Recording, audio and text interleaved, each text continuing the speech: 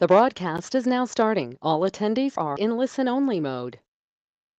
Now getting to where I get on with my webcam here in a second, so it should be a second here and I'll be on. Mark, why don't you open up at least, and we'll talk to everybody for a second. Actually, it's we're already open. Oh, cool. All right. If we're already open, then hi, everybody. Wayne here. I'm out in northern Colorado with below zero temperatures and going to get colder, they say, although the whole country is in sort of a cold spell right now. And we are so excited to have Michael Cooley with us here today.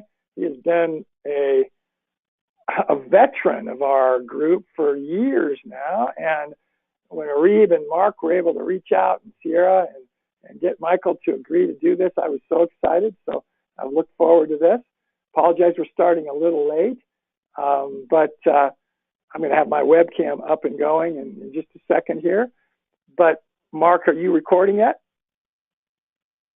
Started recording.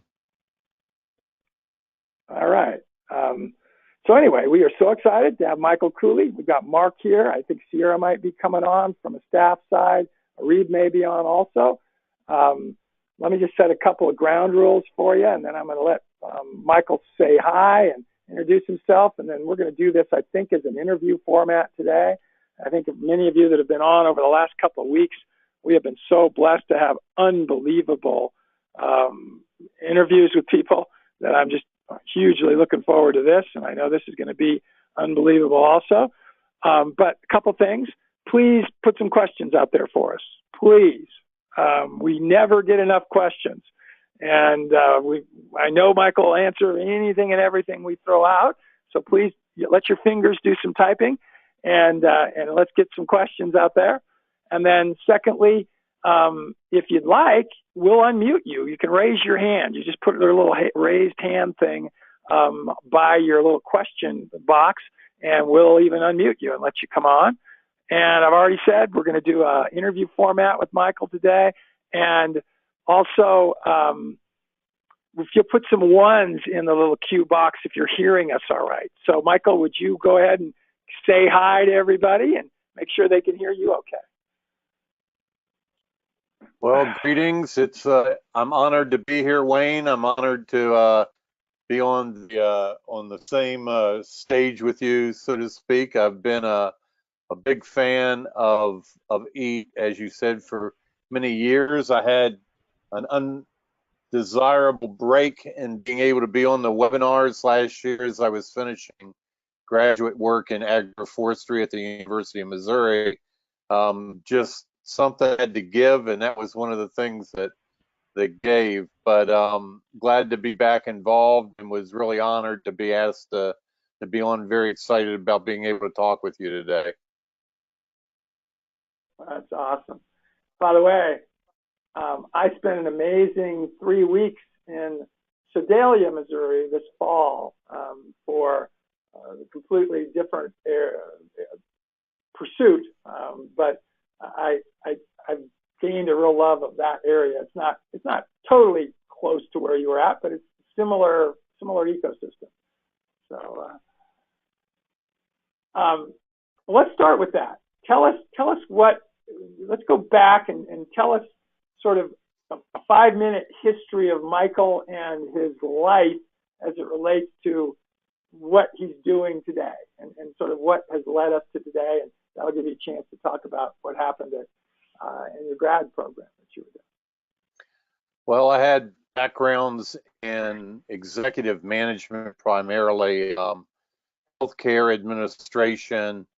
I was in finance for about 16 years, but for the last 25 years or so, I've had a personal interest in sustainable agriculture and food production. So when I got kind of burned out in the finance industry, I decided I wanted to do something with the rest of my graying years that would, one, have more of an impact worldwide, and two, would be more in line with my personal interests. So I had pursued the permaculture design certification and received that with Jeff Lawton, and had been teaching permaculture and doing permaculture consulting. But I came to the conclusion that permaculture, while it has a lot of social capital, it doesn't have a lot of academic capital, and it doesn't have a lot of buy-in by governments internationally. So I had also developed an interest in agroforestry, and agroforestry, on the contrary, has a lot of academic involvement and also has a lot of buy-in by governments. The USDA actually has the Department of Agroforestry. So I began to pursue the master's degree program at the University of Missouri, and it was a great program, and I loved every course, with the exception of possibly the GIS course, which is very hard to take programming remotely. But it was all online, and it was great. And through some other amazing interactions with people, and a course that I took at Echo Global Farm in Fort Myers, Florida, a course on a certification in tropical agricultural development. I met a guy who invited me to be agriculture director for a project in Sierra Leone, West Africa. And that kicked open all kinds of doors for working in agricultural development. So I teach, I've been teaching agricultural courses and conferences over Zoom because everything's so shut down with flights into Africa. They're very cautious there, and they have a lot of restrictions on travel. So I just recently taught a course, I think the slide is showing now, to 250 starving farmers in Malawi who are having a disastrous 3 years of bad weather, followed by an infestation of fall armyworm. It's a corn borer like we have here. If you ever grow corn, you know there's a corn borer that we have. This thing is twice the size and twice as prolific. And so we were basically teaching two main themes. One, that we see in nature patterns that can be used for agriculture that are more successful than monocropping. And number two, that part of that is that in nature the ground is never naked. There's always a ground cover. And so we teach these principles, and it gives them a little bit more resilience in their agriculture by doing alley cropping, or interplanting with legumes that drive off the armyworm and things like that. Mark and I were talking about that before you came on. But so that's kind of where I am now. I'm working for a couple of NGOs, doing consulting for them in Kenya, and actually just recently did a project for Renature Foundation that was in Canada. So that's the only temperate thing I've done for a while, but doing work in Sierra Leone, West Africa, Malawi, KwaZulu-Natal, South Africa.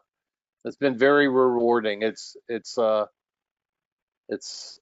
real humbling thing to see people who are hoping that you're going to show them something that's going to enable them not to have their family go hungry. By the way, everybody, you should just, something huge to hear there. All of what he just described with these places he's helping has happened during the pandemic, when he can't go visit them. and all he's able to do is teach through webcasting. circumstances. And, back to the It's been group very there in Malawi, frustrating.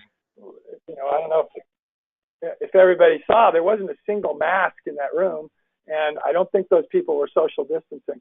Different topic, different subject, but obviously they're facing very different circumstances there. So this is one that I would at least somehow ask, what are you teaching and or do you currently personally believe about soil management and land management generally that would differ from what Jeff might believe? And let's take it out of the permaculture side of things, that Mark Shepard would certainly be a proponent of. Evan Folds, these are all people, as you know, that I know and that we've had as large proponents of what we do.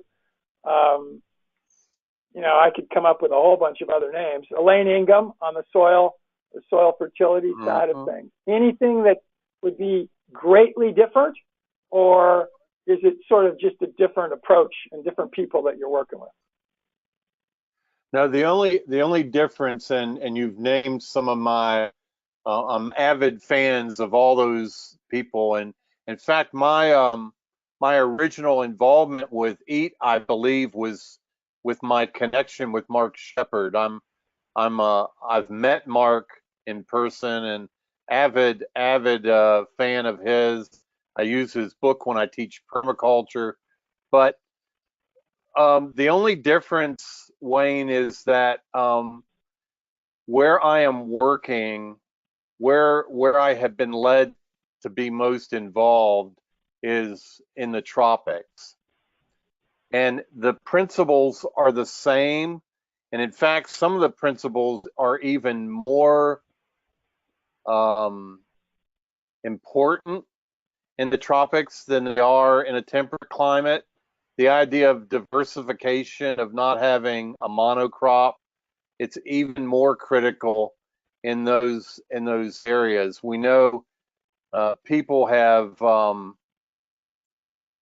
demonized palm oil because the companies that are only concerned about profits will come into an area, they'll pay some government official to turn over hundreds of thousands and thousands of acres, where they proceed to strip it to the ground and remove the ecosystem and plant only palm oil palms. Well, they are trees, so it could be worse, but it's a bad way of doing it. But I'm helping. In fact, some of those pictures you were showing are actually oil palm seedlings. Smallholder oil palm growing is certainly viable and certainly gives smallholders access to a cash crop. Producing the oil from the kernels is not a particularly difficult thing. It doesn't require industrial mechanisms. They can do it in the smallholder share in a small setting in a barrel. And then they can sell it. And even though these people, many of them in many parts of the tropics, have all these millions of acres of palm oil trees around them, they pay retail for palm oil. And it seems like tragic. But if they're fortunate enough to have their own oil palm on their property, they can harvest and they can produce their own oil, and they can even sell it for below what the retail is and still make some profit. So that's one of the things that we're doing. But other than that, the principles that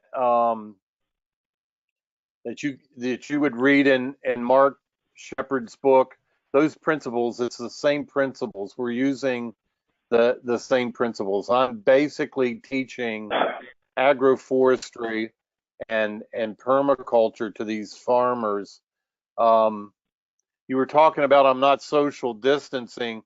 Originally, I was told there were going to be 25 of them. Then I was told there were going to be 100 of them. And at the day of the conference, and we provided funding for them to be able to print all the slides that I used. They had 250, and the venue only allowed 100 into the venue, and 150 of them had to stand outside and listen to speakers.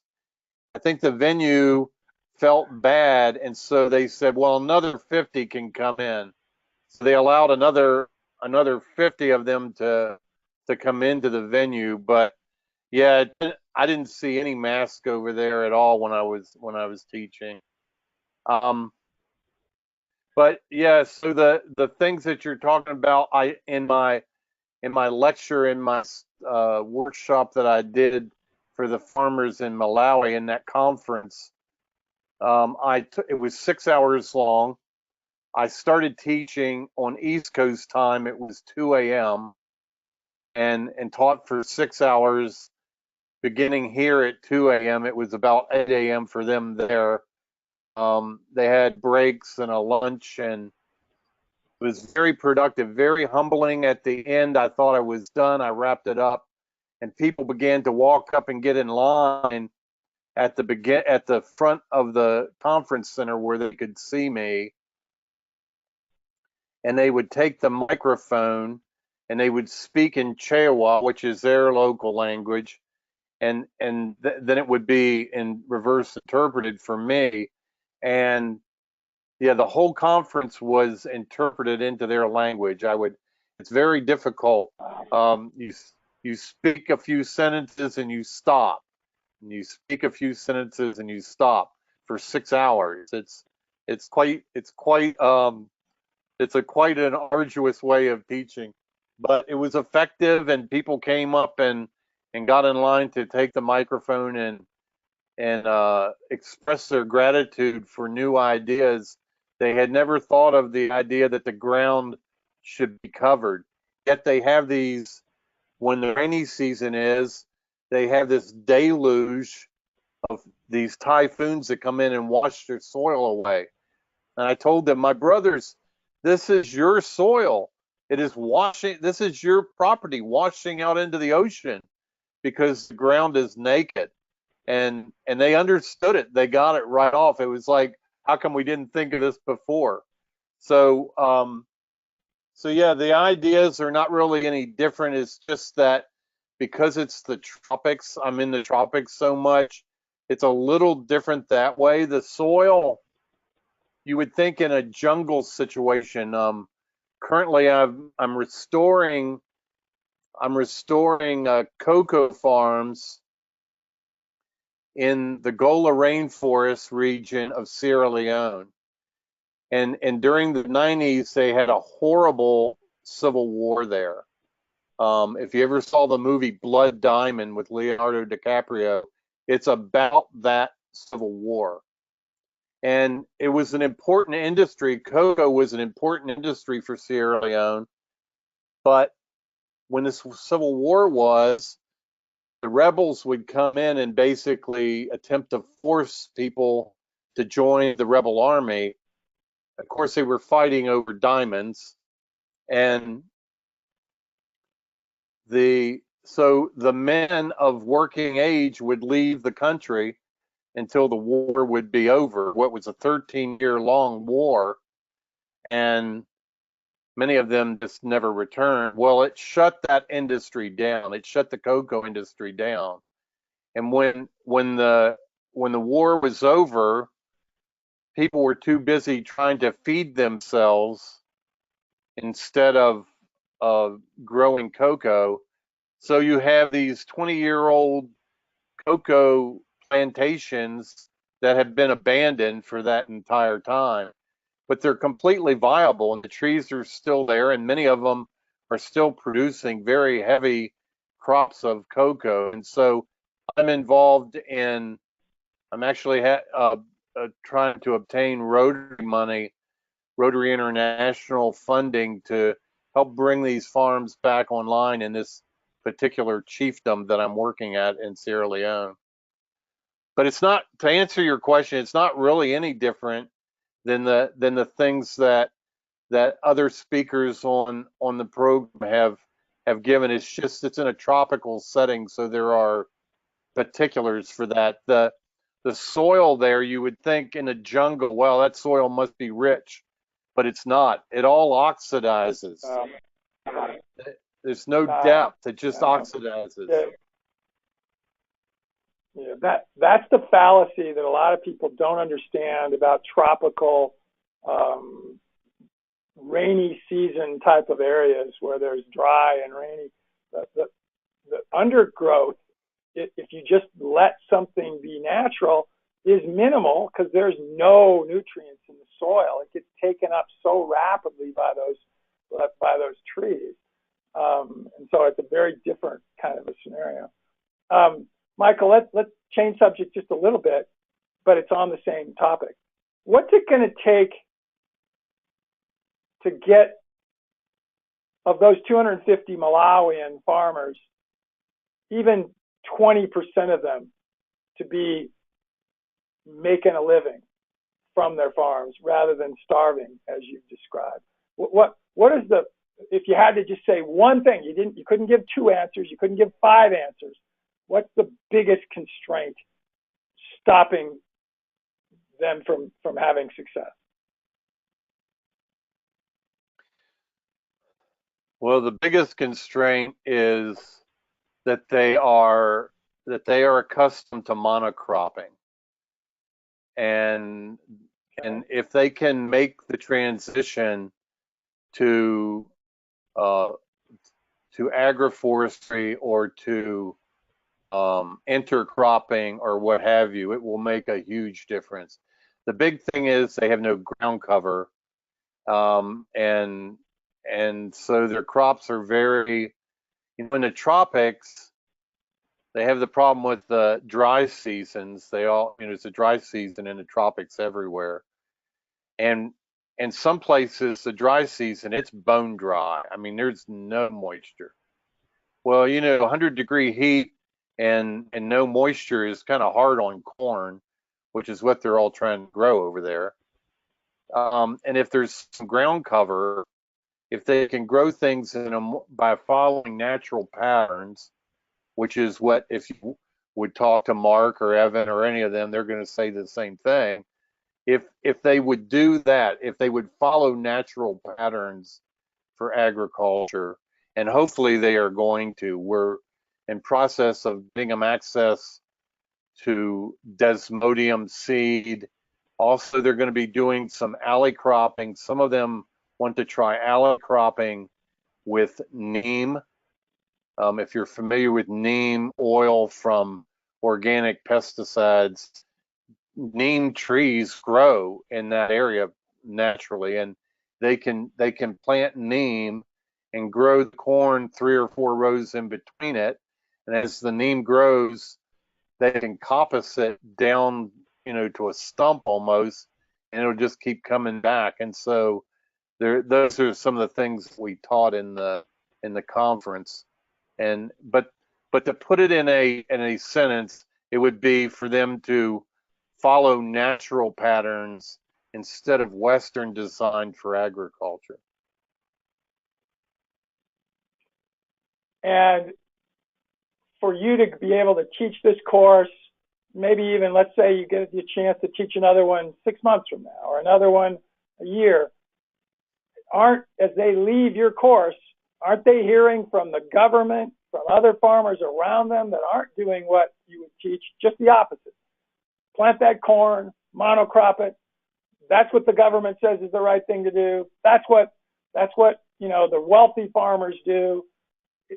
Isn't that a fight also, that you're going to have to somehow develop enough of a level of confidence? And let me give you a sideline story related to that. Throughout the early part of my career, I was, at the time, I thought fortunate enough through mission activities I was involved in to build some greenhouses in about 7 different locations around the world: Swaziland, Ukraine, Poland, El Salvador, I think that's 4 or 5, and a couple of others. And we committed, the group that helped build these, so they were completely funded by a sponsoring organization, turned out a church in the United States.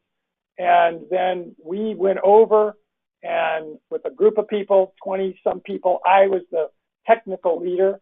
We built these greenhouses.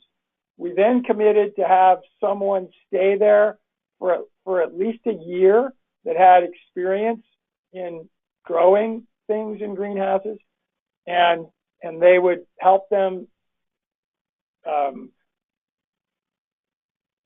change their attitudes and transition from what they were doing and grow indoors as well as outdoors, by the way. But we failed, all of those. Every one of those facilities today are gone or in disarray. And what we realized, and this is an attitude change that I've had now, is that you can't change somebody in a year. You can't commit and literally being there full time. You can't do it in 5 years. You probably have to at least think about a generation, 25 years, which means, and you've shown kids in these pictures, it's ultimately the 5-year-olds that see it when it gets started, who when they're 25 are now in it, that are really going to cause it to succeed. So I'm curious about your thoughts along that level, because I'm really afraid that what you're doing now, if you can't get yourself and financially, because I actually thought that answer would be real simple, it'd just be money. If we need funds. I mean, if there were funds, you know, I could commit and we'd find guys that didn't have to travel even during the pandemic, and we would get them in there, figure out how they were. We would commit to them for 5 years, 10 years, 25, whatever, if it was funded properly.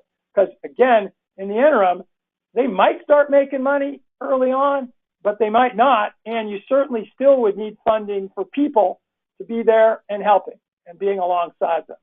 And that's my biggest worry, and only because I've seen it happen so much in projects that I've had involvement in. So I'm curious about broadly your thoughts about that. Well, it is one of the enormous development hurdles, and it's probably the most common that it fails. I've read of projects in Haiti where, you know, they plant trees, and the idea is for these trees to grow up, and they'll be coppicing trees that the people will be able to use to heat and cook with. They'll be able to chop and use for cook fuel. But before the trees get up to a decent size where they can handle the coppicing, they get cut down. And we think, well, you know, what's the problem? We told them they had to wait. I had a lady who's a missionary in Burkina Faso say that part of the problem is you've got the woman of the house who is typically doing the cooking. She's carrying baby on each arm. She's got 2 babies hanging onto her dress as she's trying to walk. She's not going to walk to the place where they currently get wood, you know, like a quarter of a mile away, when these trees that were just planted by the Americans are right here. They're going to take them. They're not going to wait. So sometimes that's the situation. In Malawi, the most tragic statistic that I came across is that 85% of the people are subsistence farmers. 85% of them are subsistence farmers, meaning that they farm so their family doesn't starve. It's not a farmer like here where you see a farmer and he's trying to make an income off of his farm. They are farming to prevent starvation. 85%. And so if they have 3 years in a row where they barely have enough corn for seed for the next year because of this army worm, and you come in and you say, I have something I want you to try. It may improve what you're doing. They're grateful for the information and they will try. The government has no answers. They have an extension program like we do here in the United States with many of the agricultural schools having extension offices.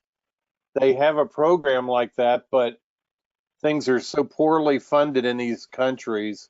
Um, Sierra Leone, where the cacao is, and where the oil palm was pictures were, it's the sixth from the bottom on the Human Development Index. It's sixth from the bottom in the world as far as development. There's no electricity. People don't have running water. They don't have electricity. It's deeply, deeply impoverished. And so anything you can do to bring in, improvements is generally they're willing to listen. Now, there is always pushback because you're coming in and you're the tall guy from the West, and generally you're of a different skin tone, and so they think, well, why are you telling me about agriculture? I live here, you don't live here. And so there is, as you probably found out, there is a finesse with how you present. One of the things I wanted them to try, because it's the number one, Sierra Leone's the number one country in the world for death of live-born children before age 5. And it's because many, many of the infants are stunted because the mother's milk dries up when the child is a couple of weeks old, and there's nothing to feed it. There's no stores. They don't know what formula is. It's not anything they have. So you got a child who is screaming, not able to eat for days until the milk production comes back. But moringa, if you're familiar with moringa, it's a tropical tree that is unbelievable nutrient value. I mean, when you read it, you think that can't be possible. The NIH has done major studies on moringa, and it grows there just crazy prolifically if you plant it. Well, you try to tell them that, and it's kind of like if I told you, hey, there's some silver maple trees out here, Wayne.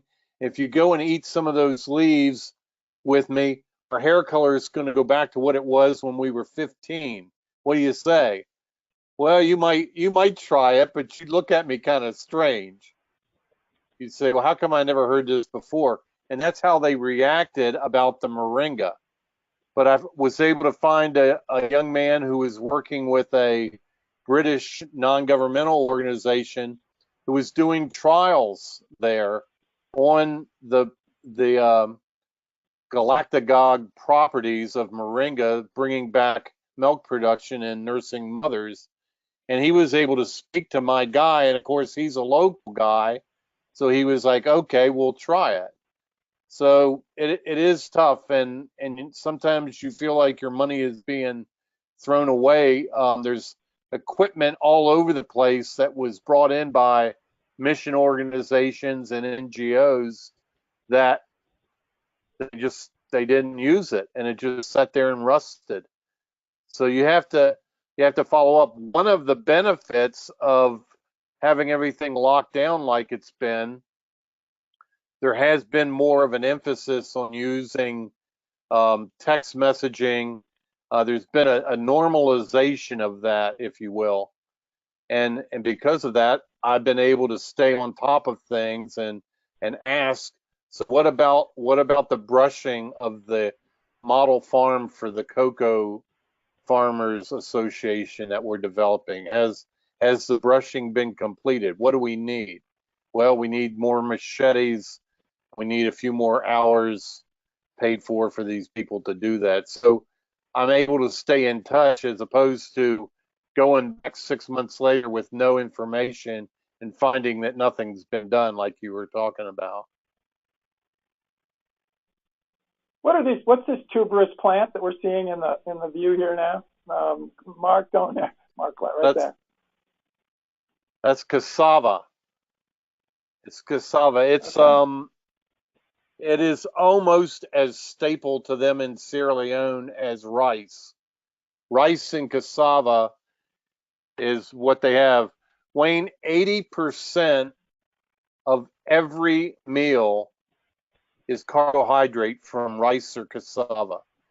It's like an enormous, well, you can see what it looks like. It behaves more like a potato, and they mash it up with a rod in a bowl, a big stick, and they mash it in a bowl and turn it into it's kind of like a paste. Like if your mashed potatoes didn't turn out right or something, it's a starch, and they pour a little half a cup of soup over it, and that's their meal every day. That's what they eat, and that's why their life expectancy there is like 50, 52. Wow. By the way, it looks like a Jerusalem or artichoke tuber growth on steroids. Yeah, So if yeah. you reduce that by 10x, that's what the tuber system of a Jerusalem artichoke, which that's something most of our viewers don't even know what I'm talking about when I say Jerusalem artichoke, which by the way is a native plant to the United States.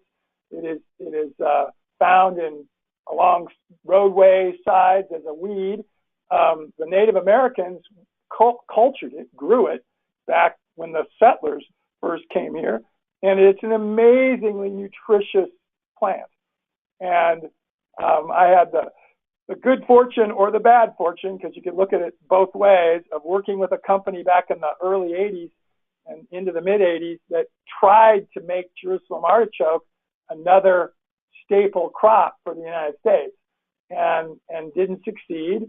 And it's sad that they didn't, because it really could have been.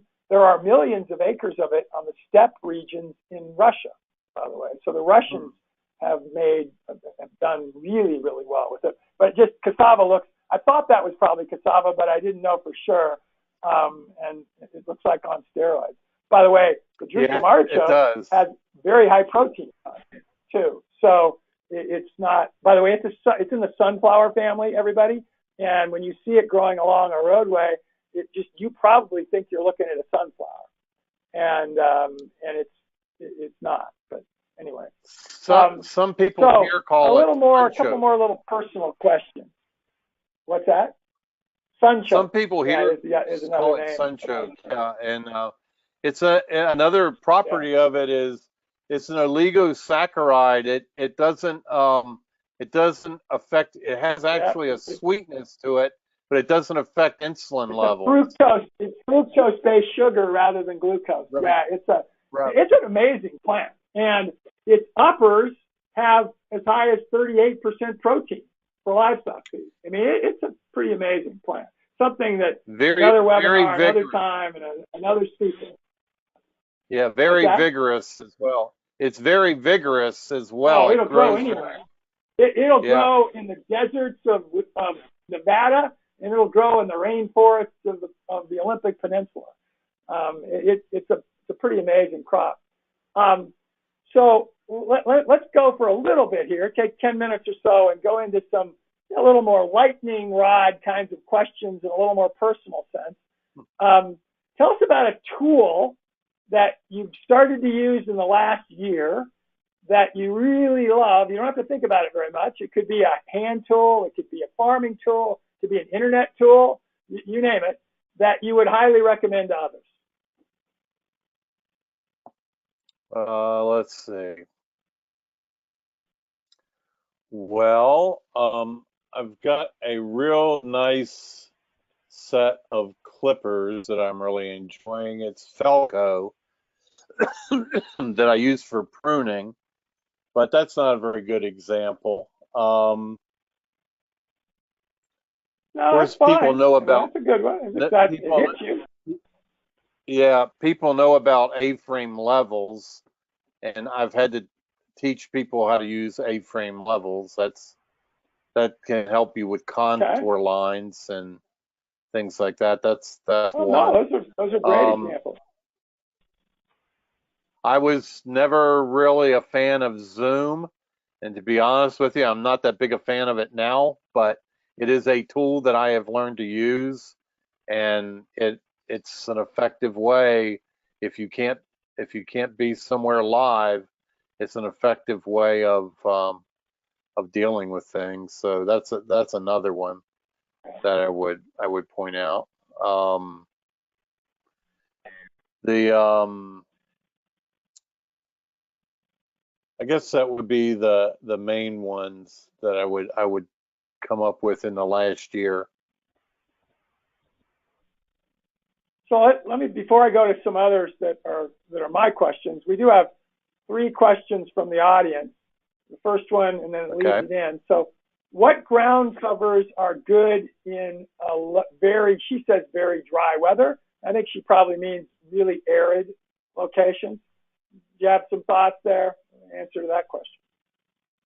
A lot of times we put in things like beans or legumes like lab. Now I'm talking about the tropics now, which, you know, if you've got wet tropics and you've got dry tropics, but pigeon pea, which is a almost shrub level bean, pigeon pea, lab, cowpea. We've used cowpea successfully. Cowpea is what we recognize here in the States as black-eyed peas. So if you're a fan of black-eyed peas, if you're from the South, it's almost required, but the Southeast anyway. But those are some that we would have. Typically legumes that work well. You can also use trees to function as ground covers. Leucaena, Faderbia, some of these trees that grow in the tropics that are nitrogen fixers, you coppice them and you put the leaves on the ground. Probably the best one right now that I would think of is Inga, INGA. Amazingly fast growth. It can be coppiced to a stick from a full-size tree, and the leaves are highly valuable for soil composition and for soil nutrients.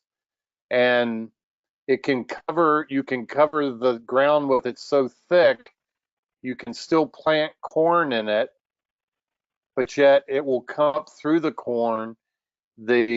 The leaves that you've coppiced down from the Inga will form a mulch that will hold the moisture in, will protect the ground from erosion, and will keep the weed pressure, even in the tropics, keep the weed pressure off. So sometimes ground cover isn't necessarily from something that's growing on the ground. Sometimes ground cover can be in the form of trees that the leaves form a ground cover. So I don't know if there's more to that question, but that's what comes to mind. That was awesome. Really good answers. No, that was awesome. So back to, anyway, audience, by the way, throw in some other questions for Michael. We've got about 15 minutes left here, and make sure you get them in. Michael, what about a person other than your parents that had awesome influence on you up through your, let's say, the end of your high school times? So young adulthood, childhood. One person, just give us a little bit about who they are and why they had such an influence. Well, they're not with us any longer. You said other than my parents are not with us any longer. There's a man who I grew up with. He was kind of a youth leader in my church, and as I grew out of that and was a college student, he continued to be a mentor. He was an engineer and a plant manager of a corporation that made fruit harvesting and bagging equipment.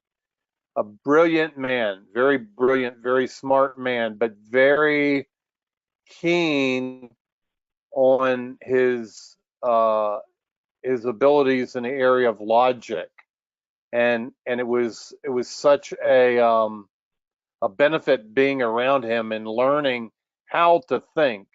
It's one thing to be told what to think, but and given the information that we can fill our thoughts with, but this man was very good at teaching you how to think, and so that was a great benefit. It's a good question. I hadn't had thought of that for years, but that's who I would say.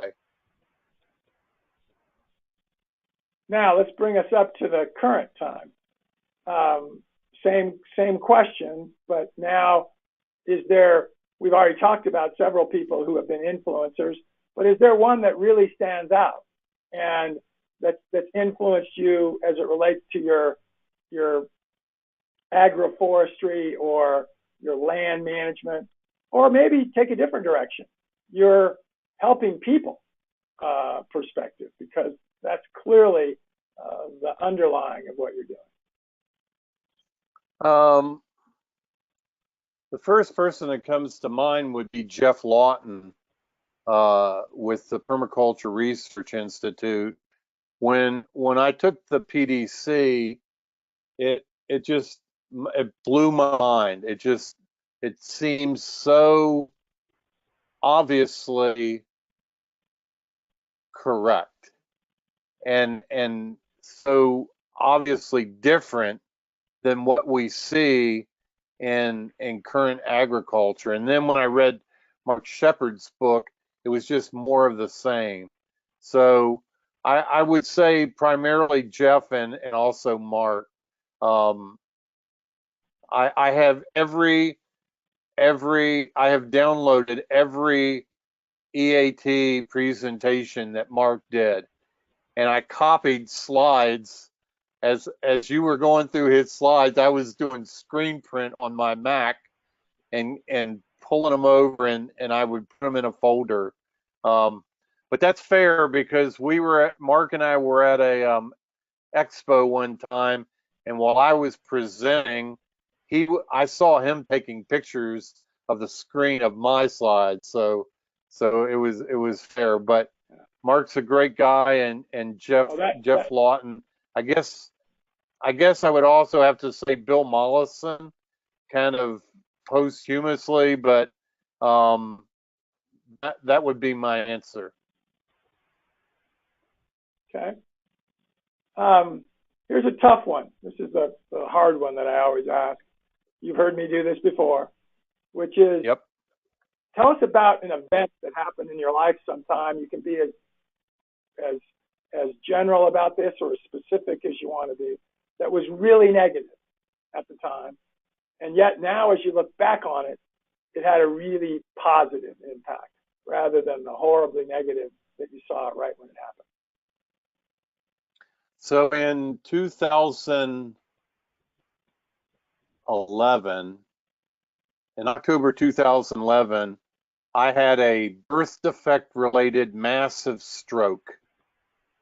And the doctors basically wrote me off, told my wife she needed to be prepared for the worst. And, a lot of people, divine intervention, whatever you want to say, completely recovered from it, no residual. But it gave me, it gave me pause to think, what am I going to do with my life?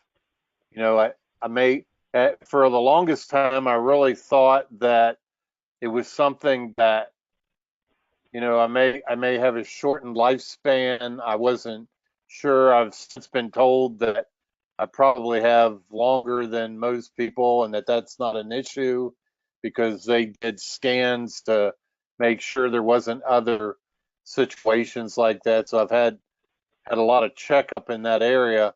But that event was a very negative event. Obviously, they, told my family I was going to die, or if I wasn't, they were going to push me around in a wheelchair the rest of my life. And none of that materialized. But it gave me the recognition that all of us, life is fatal. And what are we going to do with it?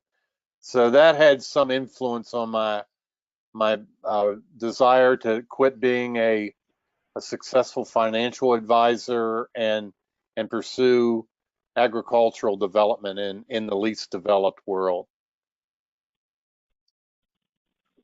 And then last question, and then I'm going to let you sort of finish off with whatever thoughts you have, and please, Betty, put questions in if you have them.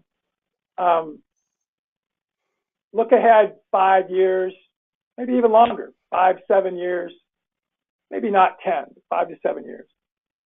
And if funding was not an issue, you literally could get the reasonable amount of money that you needed to both travel, once travel's opened up, to help fund your teaching in Malawi, in Sierra Leone, possibly even to fund some of what these farmers need to be doing to make things right. What do you see yourself doing 5 to 7 years from now? Funding's not an issue. Pretty much just more of the same, Wayne. I've been asked to come to Zimbabwe in September and be involved in a organization called Foundations for Farming. It's the same type of idea, ground cover and things like that. I'm going to teach in Malawi in July live instead of over Zoom.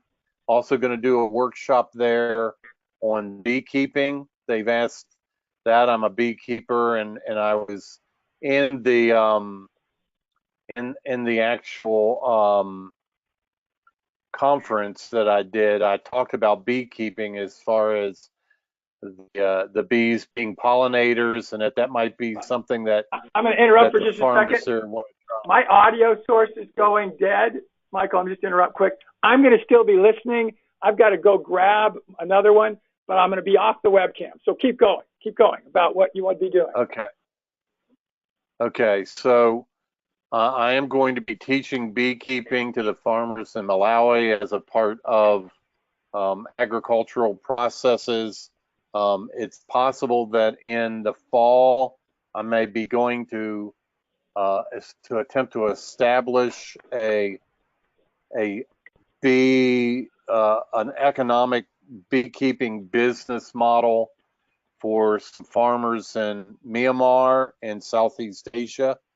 So if the funding wasn't a problem and travel was open, I would be just doing more of the same. I would be doing it instead of 3 or 4 trips a year, I'd be doing 8 or 10 trips a year.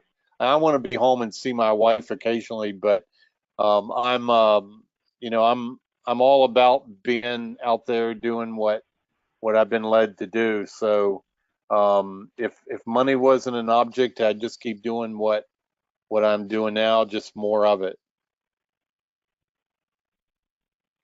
And then last, let's just let you finish off. Got 4 or 5 minutes left here. Just any thoughts you have. I think Mark and Arib are showing a page right now which gives some discussion about your consulting. And this, I think, is probably worldwide, but probably more U.S. centric. And it's a way that you make money. And guys, we need to support people like Michael and help him make some money. These numbers, because I've seen them from a bunch of different people that probably do very similar things that Michael would do, are off the charts reasonable. So it's really good. But make sure you invite Mark or Reed, put up a page that will show contact information for Michael, and so they can make sure to know how to get a hold of him. And Michael, I'm going to talk to you about off air when we're done here, and probably not today, maybe next week sometime, about a little bit more of that bigger picture too. And I have some thoughts, and I didn't raise that funding issue completely out of nowhere.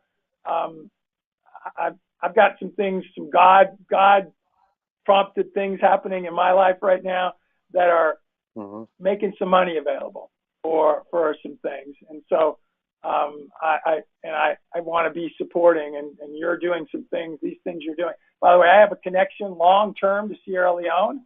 My church had a church in Sierra Leone in 2011, and before that, and you can imagine what happened there. We lost 2 people that were killed, and fortunately not a lot more. But and then Burkina Faso, which is another really ridiculously poor country. We've had activity there. Never been involved in Malawi at all, but certainly Burkina Faso and Sierra Leone. And so anyway, you take the rest of the time here just to tell us what you'd like, and then if anybody has a question, get it in, and then also tell us how we get a hold of you. The primary organizations that I'm working for, primarily I work for an organization by the name of Equipping Leaders International. And you can go to their website, and I'm under the category faculty, but it's Equipping Leaders International. I believe Mark's been showing, flashing up my Instagram page. My Instagram is Narrow Passage Permaculture. And there is a card on that shows my the mission address, I believe. And so so primarily I work for Equipping Leaders International. It is a faith-based organization, and they help pastors to get training. And my original work was to help develop a cash crop for these ministries on the ground in these countries, and it has developed into also developing improved livelihoods for the people in the communities and improved nutrition for the people in the communities. So, but Equipping Leaders International would be one way people could get connected. I'm on LinkedIn. And he's got that showing there's connections there as well. I also work for the Renature Foundation. So if you go to Renature, if you Google Renature, I think it's renature.co. Boy, he is good. Look at that. If you go to that and you go to the section that shows what's going on in Africa, my ID is there, and there's a little bio and a humongous picture. I don't know why they did it that way, but Renature, I have done work in Kenya for them, and typically they will send me design work, and then I consult and review the work that somebody has done on the ground. Originally, I was supposed to go to Kenya, and when the travel brakes got put on the travel, they decided to send me the information and allow me to then do the design work. Just recently starting with an organization by the name of Reforest Action. It's a French company, and they are having me look for reforestation projects in the United States.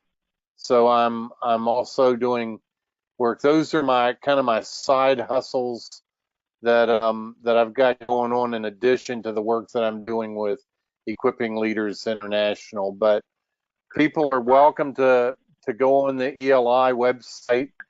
There's ways that you can get in there and provide support that way.